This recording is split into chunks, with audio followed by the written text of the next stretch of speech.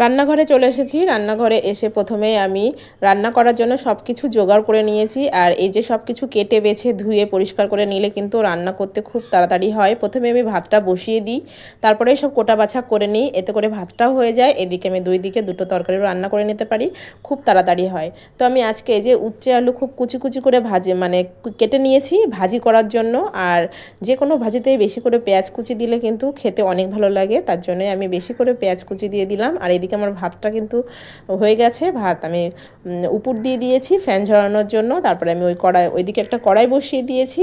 আর এইদিকে কিন্তু আমি উচ্ছে আলুটা ভাজি করে নিচ্ছি, নিয়ে তারপরে আমি তেল দিয়ে দিলাম, দেওয়ার পরে একটু লবণ দিয়ে দিলাম যাতে মাছগুলো লেগে না যায়। তবুও মাছগুলো লেগেই গেল, একটু উপর থেকে ভেঙে ভেঙে গেছিলো। তা যেহেতু জ্যান্ত মাছ আমি খুব বেশি ভাজবো না, হালকা করেই ভাজবো। তো এই যে একটু লেগে গেছে, যেহেতু এই কড়াইটায় আমি কালকে পায়েস রান্না করেছিলাম ওই জন্যই লেগে গেছে। তো এদিকে আমি উচ্ছে আলু ভাজাটা নামিয়ে নিয়েছি কড়ার থেকে একটা প্লেটে। তারপরে আমি ওই কড়াইতে একটু কাঁচা লঙ্কা, তেজপাতা আর পেঁয়াজ ভাজি করে নিয়েছি, নিয়ে মাংস আলু একসঙ্গে দিয়ে দিয়েছি, টমেটো কুচি দিয়েছি, লবণ, লঙ্কা গুঁড়ো, হলুদ গুঁড়ো দিয়ে খুব সুন্দরভাবে মিশিয়ে নেব। তারপরে একটু ঢাকা চাপা রেখে দেব।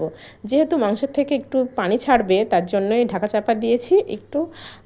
তারপরে পানিটা ছেড়ে দিয়েছে, তারপরে আমি মশলাটা দিয়ে দেব। আর এইদিকে আমি মাছগুলো ভাজা হয়ে গেছে, আর মাছের একটু ডিম হয়েছিল সেটাও আমি গোটা করে ভেজে নিয়েছি, পিস করে কেটে তরকারির মধ্যে দিয়ে দেব।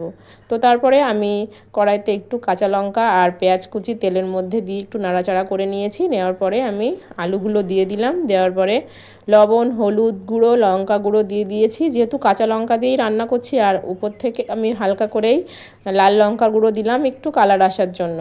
তো কাঁচা লঙ্কা তরকারি খেতে কিন্তু অনেক ভালো লাগে, সেটা মাছের ঝোল হোক বা মাংস হোক, যে কোনো তরকারি খেতেই কিন্তু বেশি মজার হয়। তো আজকে আমি কাঁচা লঙ্কা দিয়ে দুটো তরকারি রান্না করছি, মানে তিনটেই রান্না করছি কাঁচা লঙ্কা দিয়েই। যেহেতু খুব গরম পড়ছে, আর কাঁচা লঙ্কা তরকারি খাওয়া কিন্তু স্বাস্থ্যের পক্ষে অনেক ভালো, পেটের পক্ষেও ভালো। তো এই যে মাংসটা আমি সব মশলা দিয়ে দিয়েছি, দেওয়ার পরে খুব সুন্দরভাবে কষিয়ে নিয়েছি। আর মাংস যত কষানো হবে ততই কিন্তু খেতে অনেক মজার হবে।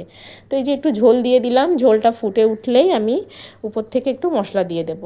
আর এদিকে আমার মাছের ঝোলের জন্য যে আলুগুলো আমি খুব সুন্দরভাবে মশলা দিয়ে কষিয়ে নিয়েছি, সেটাতেও আমি ঝোল দিয়ে দিয়েছি। ঝোলটা ফুটে উঠলে দুটো টমেটো কুচিও দিয়ে দিয়েছি। তারপরে এই যে ঝোলটা ফুটে উঠেছে, এখন মাছগুলো আমি দিয়ে দিলাম, দিয়ে 2 মিনিট রান্না করে নিলে কিন্তু আমার মাছের ঝোল কমপ্লিট। এদিকে মাংসটাও আমার এই যে ফুটে উঠেছে, তখন আমি ভাজা জিরে করে রেখেছিলাম সেটাই বেটে একটু দিয়ে দিলাম। আর এইদিকে আমি গরম মশলা গুঁড়োও দিয়ে দিলাম, দিয়ে এটাও 2 মিনিট ফুটিয়ে নিয়েই নামিয়ে দেব। তো এই যে আজকে আমার রান্না এই পর্যন্তই। কেমন হয়েছে রান্না সবাই কমেন্ট করো। তো এই যে মাছের ঝোল, মাংসের ঝোল, আর এই যে আমি উচ্ছে আলু ভাজি করেছি, গরমে কিন্তু অনেক ভালো। আর যেহেতু মাংস রান্না করেছি তাই একটু পরোটাও ভাজি করে নিলাম রাত্রে। তো আজকের ভিডিওটা এই পর্যন্তই, সবাই ভালো থেকো।